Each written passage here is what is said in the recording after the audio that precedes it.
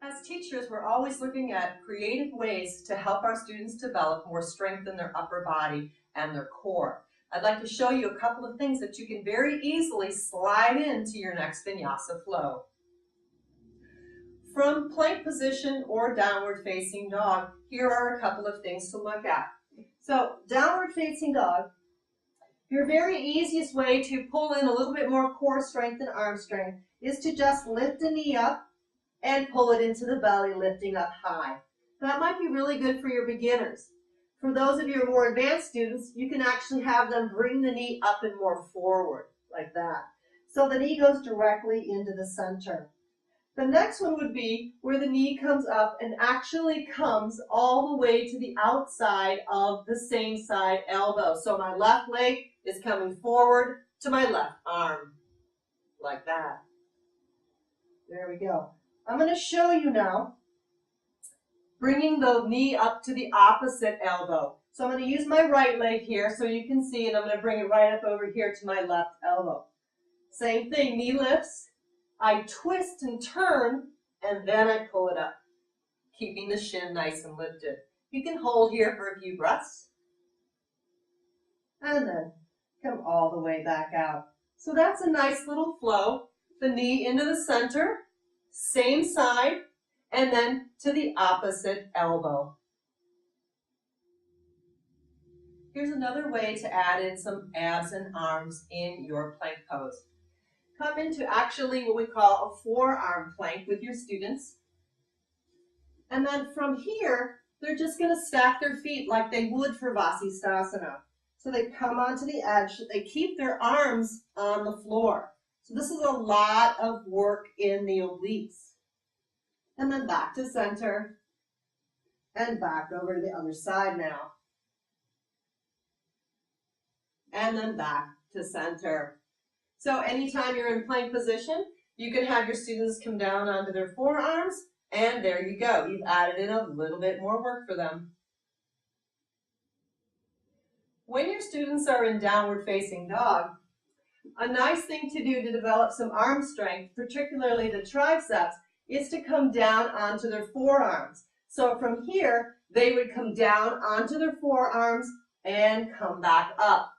That may look fairly easy, but it is not. And you might have a student that has to do one arm, then the other, and then up again.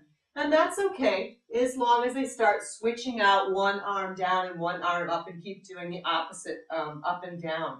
So you'll find that some of your students are going to need to do the one arm, and some can do down and up. Throw in about 4 or 5 of those during your Vinyasa, and keep going from there. Once you've had some fun pulling in a lot of these ab and arm strengtheners in your Vinyasa, it's nice to give your students a little break. And what I like to do is take that final transition, the one where you take the knee to the opposite elbow, and then slide it right into what we call Bridget's Cross. I'm going to show you that and then show you some alignment on that Bridget's Cross. So this is the last one your students are doing. They pull the knee up, they slide it over, you're holding for a few seconds, and then you give them that break. Leg goes out, hips come to the floor, and they turn this direction. Now, this is what I want to talk about, is the alignment of the hips here in Bridget's Cross. It's basically a twist, and what you want to do is have your hip, the top hip, stacked right on the lower hip. But what happens a lot of times is your students are going to be back like this. So you're going to have to cue your students to shorten that back leg, to draw that leg up into the hip socket. Sometimes I have them even place their hand on their hip and then look, oh, and then pull it back up like that. Coming out of this pose, they place their hands, tuck their toes under, and you're going to have them hop right back up into downward facing dog. And then, of course, they're ready for the second side. So that's a nice way of giving them a little break from their arms and coming right into a nice twist. Here's another way to help draw in some more core strength for your students. It's also an excellent way to help your students understand how to engage the front body into the back body, which is particularly helpful for any kind of inversions. So if you're going to be teaching headstand or handstand or even Pinchamayurasana, and you want that deep curl into the belly and into the back body, this is a nice way of going about it. In plank position, this time you have them come onto their fists so they have some stability, and they come all the way down as if they're in like a cobra position. And then what you're going to do is literally peel the body up away from the floor.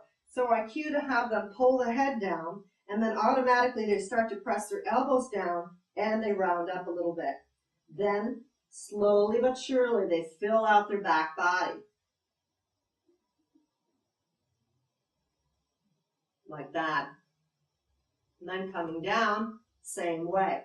Try to stay lifted all the way into the back body as you slowly come on down.